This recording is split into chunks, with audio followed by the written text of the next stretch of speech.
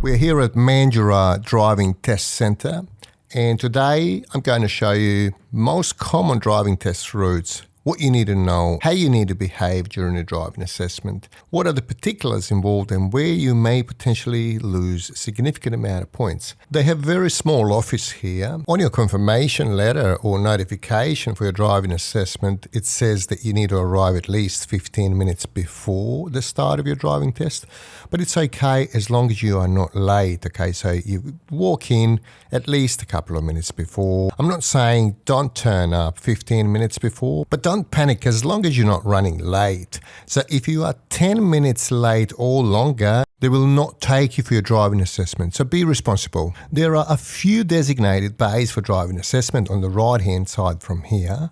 So park in one of these yellow painted bays, and that's where you can begin your test from.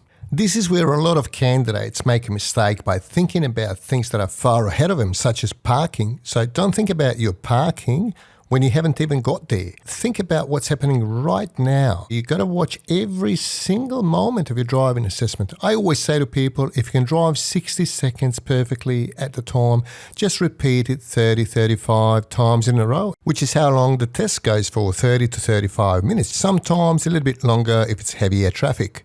If you arrived back to the licensing centre a lot sooner, say 10, 15, 20 minutes, you can't expect to pass your driving assessment. We're on Mandurah Road, which is where they take you for your driving assessment 99% of times. We are going to go through a few major intersections. We're going to go straight ahead. Now, watch traffic lights. A lot of times, if it's been green light for a long time and the traffic is streaming through, and if the light changes to amber suddenly, inexperienced drivers will hit the brake, even if they're too close to the intersections and too fast to safely stop. Keep off brakes if you are too close to the intersection. Going through the amber light is okay because you've got about 3.5 seconds before the red light turns on. Also, if you're doing 60 kilometers an hour, you will travel a distance of 16.5 meters, just over 16.5 meters per second. Most intersections on Mandurah Road are pretty long and they can go up to 30 meters or so. But if you've got 3 seconds, if the light is set to 3.5 seconds, keep off brakes if you are too close to the intersection, if you're too fast. And obviously there's no one in front of you that you are less than 2 seconds from it. But most importantly, if you've got a heavy vehicle behind you that's too close, too big and too fast, you have to consider that as well because their stopping distance is a lot greater than a normal passenger's car. However, you've got to understand if it's been green for too long, the longer it's been green, the higher chances that it's going to change to red. So as you are approaching, be prepared to stop if it's safe to do so. Other than that, on this particular road, you've got to watch your speed. I urge you to check speed limits on the day of your driving test. A lot of times there are roadworks happening, such as here, so keep an eye on everything and act accordingly. If you speed, you're not going to be able to recover, so that would be an instant fail. Pay attention to temporary road closures and follow the signs. The easiest way is just follow the cars and don't stress out. You watch the arrows, watch the signage, you can't go wrong. Now, after a few minutes of driving, we turned off the main road and by now you should be more relaxed. So pay attention to what assessor is telling you, follow the instructions, and if you're not sure, just ask them to repeat. In this area here, there's going to be a lot of roundabouts, quite a few school zones around here. We're approaching a roundabout now, so you have to anticipate early so you can plan what's going to happen next. We're turning left here. If you have a car in front of you turning, don't get too close to it because if you get too close, if they stop in the middle of the roundabout and you happen to be in the path of oncoming traffic from your right-hand side, you might be in trouble. In other words, make sure you're still at least 2 seconds behind the car. We are on Boundary Road and a huge percentage of learner driver candidates come here on their driving test, particularly during the school zone hours. So be aware, if you go above 40 after you pass the school zone sign, even if it's within 5 kilometers an hour, they will certainly give you a warning. But if you go 5 above, it's very likely you're going to go 7, 8, whatever. The reason they take you on this street through school zones just to see if you respect speed limits. If your car has digital speed gauge, don't worry if you're going 51, 52, that is acceptable. Wait until you get to the sign that states end school zone. Obviously here we can't pick up speed because of the stop sign. After the driver in front of us proceeds, you have to get as close as possible to the stop white painted line and don't overshoot it. The rule states that you have to stop completely. You've got to make sure that you don't move for a certain amount of time. So we advise people to count 1,000, 2,000. On the third count, you can proceed, providing that there is no one to give way to. We are approaching another roundabout. It can be busy around here, especially around school zone hours. So just make sure that you anticipate early. Don't let anything slip your eye. A lot of people fail for poor observation when they approach roundabout. So make sure that you start looking at least about 20-25 meters before you get to the roundabout. That way you can plan what's going to happen next. If you see the traffic coming from your right-hand side, you can adjust your speed to travel through the roundabout smoothly once you get there. Otherwise, if you look late, you're not going to be able to do it smoothly. If there was a car approaching you as you got closer to the roundabout, you have to anticipate their speed, distance and progress. Never look away from hazard, especially if you're committed to proceeding through the roundabout. Now we are turning back on the main road. We're on Pinjarra Road again. In this situation, you can go straight across to the far left lane because there was only one single turning lane. If you went to the right lane and then changed separately, they would mark you for performing 2 maneuvers or multiple maneuvers instead of 1. So if you knew that you were not going to turn right shortly, it's best to stick to the left lane. The right lane is reserved for faster traffic. Everyone looks forward to getting stuck at traffic lights. There's nothing much you can do wrong if you're sitting there. Sometimes you can get stuck literally for a couple of minutes. Never get too close to the car in front of you. Make sure you see the bottoms of the tyres of the car in front of you. If you're standing behind a bus or a truck, keep a little bit greater distance. I recommend at least about 1.5 lengths of your vehicle. Shortly we're going to be turning right and we are going to go again through the school zone. School zone times in Western Australia are 7:30am to 9am and 2:30pm to 4pm, excluding school holidays, weekends and public holidays. They often do the exercise left some behind in this pocket. However, you've got to pay attention to what's happening right now. A lot of candidates, when they feel it's about the time for the exercise left some behind or stopping for shopping, they try to plan that a little bit prematurely and they potentially go over the speed limit, or they don't see the light was changing and they proceed partially through the red. Be aware of what's happening at any point in time. Don't think about what's going to happen in the next 5 minutes. In other words, forget about the past and future. Just think about the present. You've got to think about what's going to happen right now. If there's a green arrow, and if you just proceed and watch the car that's in front of you, the arrow might change. So right now, the arrow is going to be changing, but I already entered the intersection. So for that reason, I had to proceed because I couldn't stop safely. A lot of candidates miss that arrow is changing because they would follow the car in front of them thinking that it's okay to go. Guess why? Because they are thinking about exercise left them behind. You can't let any of those important things slip your mind and slip your eye, because if they do, I can tell you that they're going to bring you back to the licensing centre. It's a long stretch. You have to watch your speed here. It's a 60 zone, but check the speed limit on the day of your driving assessment.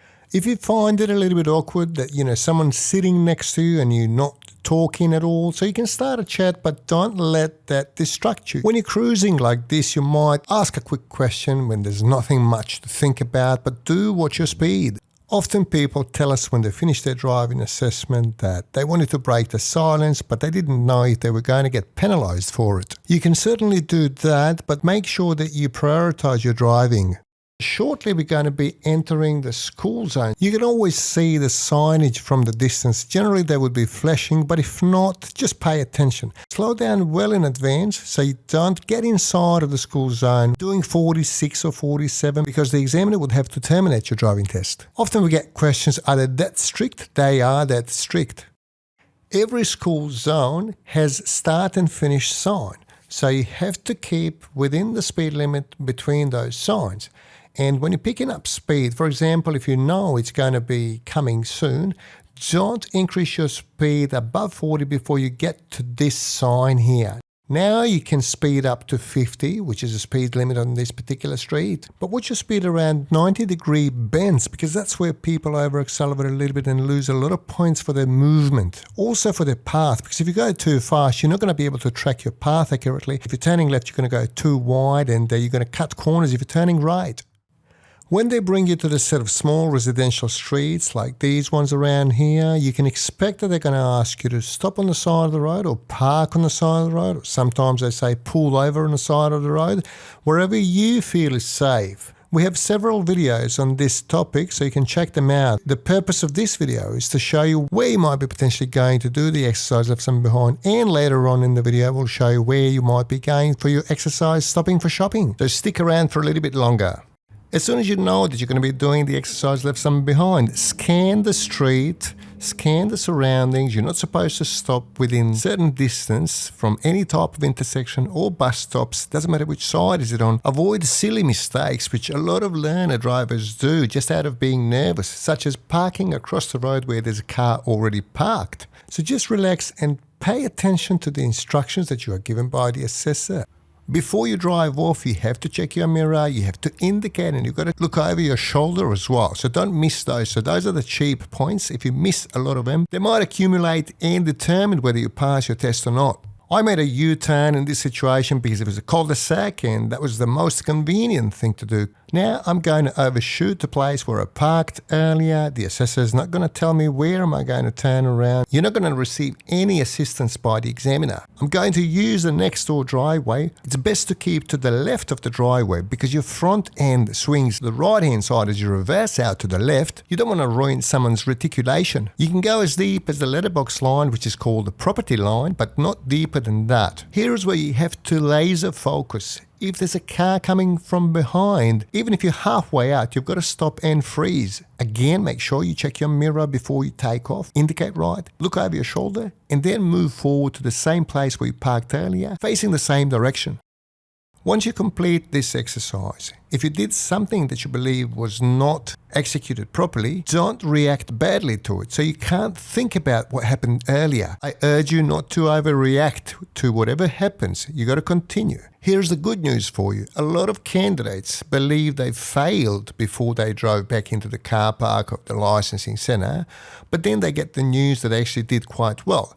If you lose points, it doesn't necessarily mean that you're going to fail your test. Even if you scored a minimum required amount of points for all 7 criteria points, you can still pass. The criteria points, by the way, are looking, signalling, flow, movement, path, responsiveness, and vehicle management. Responsiveness is usually crossed off if nothing unexpected happens, such as, if a kid jumps in front of you chasing a ball or something and you have to react. Or wildlife. Be careful if there's any wildlife. If there's one of those blue-thonged lizards, you can't run it over because if you do, they will terminate your driving assessment. In other words, you have to react as any experienced driver. If you come across any potentially dangerous situation, you have to be able to avoid it without any assistance whatsoever.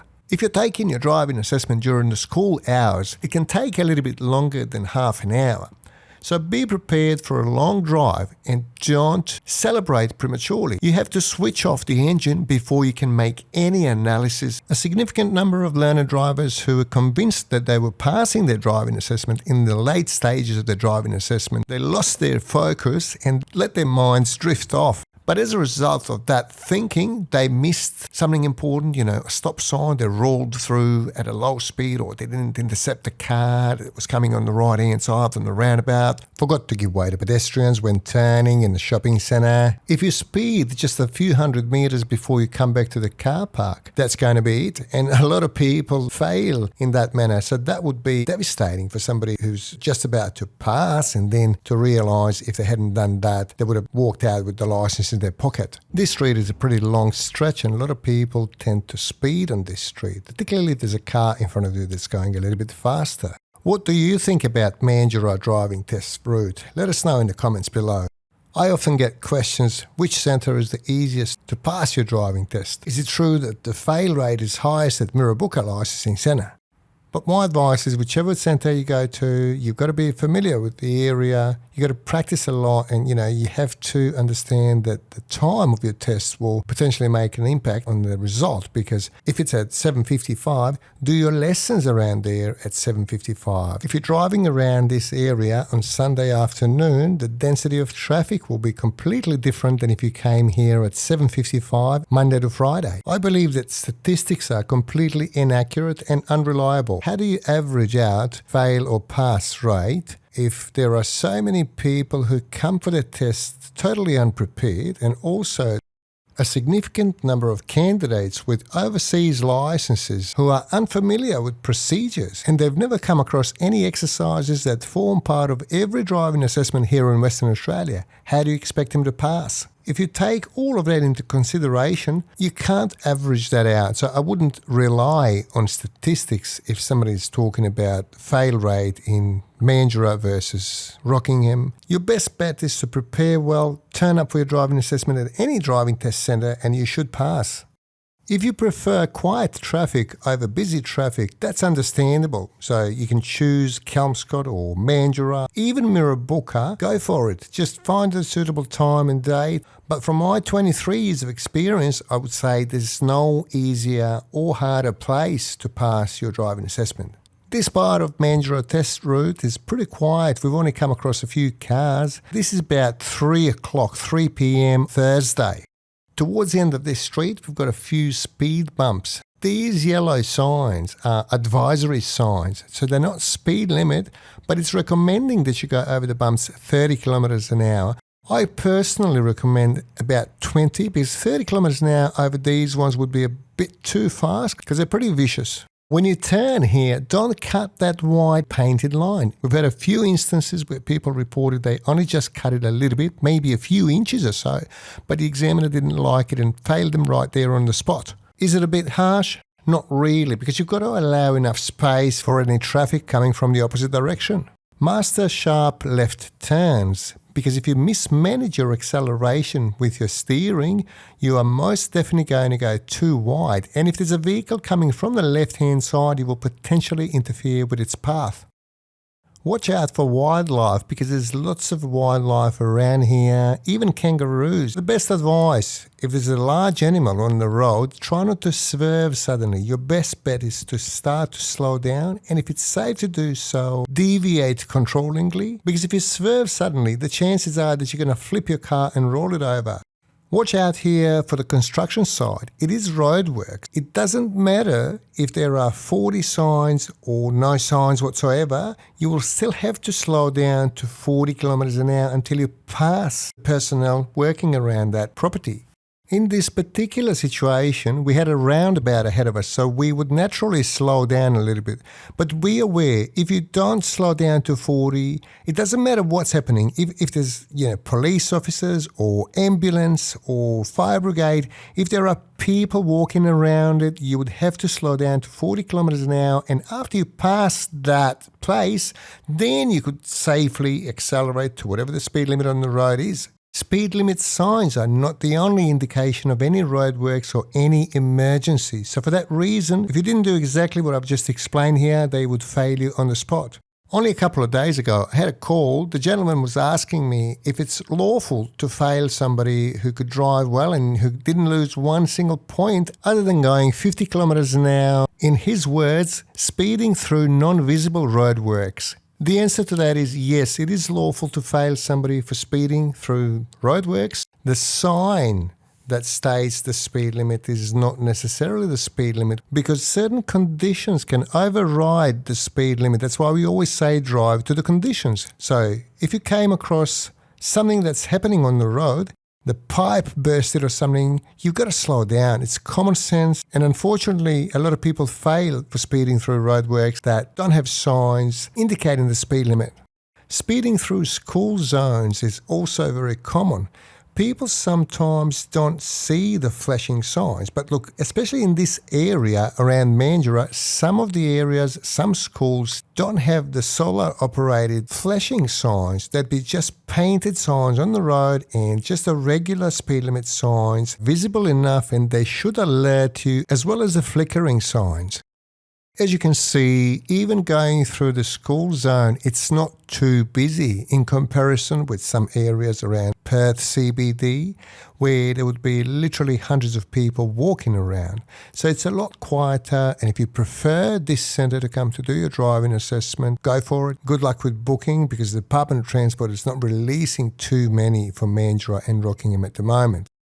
You must have noticed by now that there are so many roundabouts in the area. So if you can't handle roundabouts well, ask your instructor or a private supervisor to take you through literally hundreds of roundabouts. Most common mistakes that learner drivers do is they start observing late. You have to anticipate traffic from the distance, and you've got to make a plan. For example, if you've got a few cars coming from the right-hand side and a few coming from the opposite direction, if a car from the opposite direction is proceeding straight through, and if you still have 3 or 4 cars or even one car on your right-hand side that you would have to give way to, if the car that's proceeding straight through from the opposite direction is shielding your path, you can proceed. So all of those things, a lot of times people are uncertain because they are inexperienced.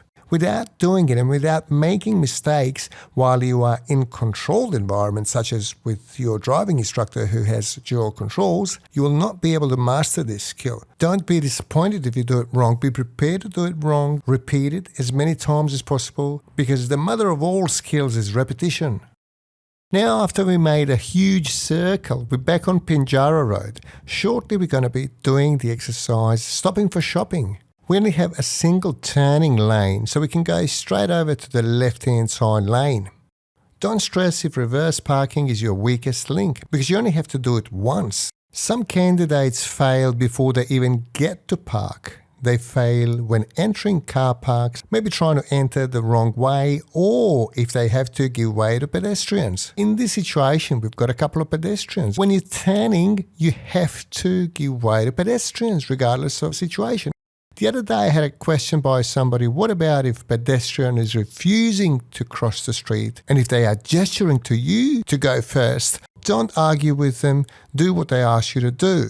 Now, when you get to the shops, the examiner usually asks you to reverse park. Sometimes they ask you to reverse park next to any car. Sometimes they ask you to park on right or left-hand side. And sometimes they even give you the choice of picking the spots. Some people find it easier to park next to a car, some don't. Whatever you do, don't go too far unless the assessor specified the bay where they want you to park. It's not a big deal if you don't park perfectly. You can always correct it. If you're doing any minor corrections, don't make a long delay before you commit to making any corrections. A lot of people fail for not observing correctly. Ending up a little bit on an angle doesn't fail too many candidates. But missing a pedestrian behind or a car approaching you from behind, even before you started your maneuver, if there's a vehicle coming from the opposite direction, you've got to understand when you turn left, your front end swings to the right, which would interfere with the path of the oncoming vehicle from the opposite direction. So that's when you're reversing left, and when you turn left, your front end swings out to the right.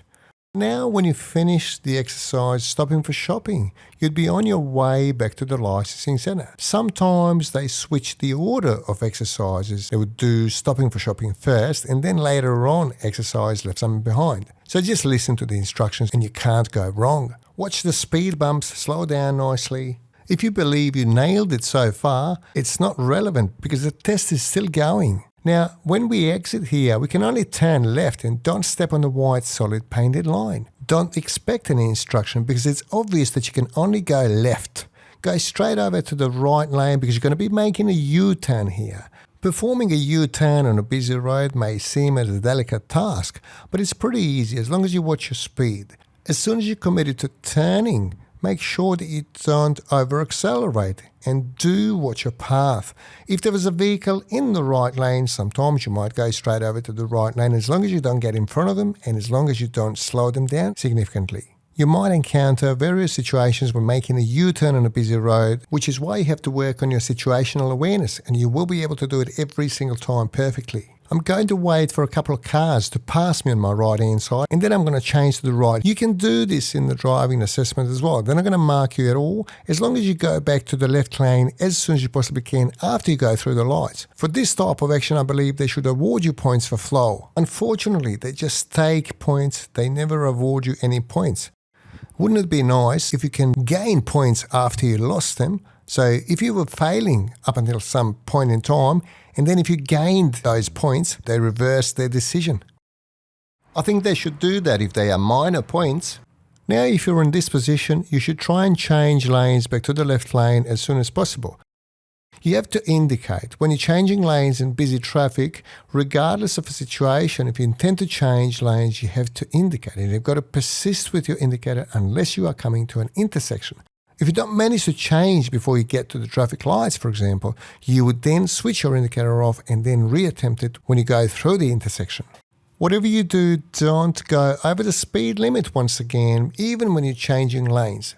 If you'd like to know a little bit more about how to perfect changing lanes and how to have bird's eye view so nothing ever slips your eye, be sure to check the video on how to check blind spots properly. You will find the link in the comments below, and I'm sure it's going to change your perspective on changing lanes and checking blind spots. We are back at the licensing center now. Make sure that you don't go the wrong way here. Imagine if you finish your test and you turn right where there's no entry. It's happened before, so you wouldn't be the first candidate that's gone wrong way and failed in literally the last 30 seconds of the driving test. That's why I always strongly recommend that you keep your composure until you switch the car off.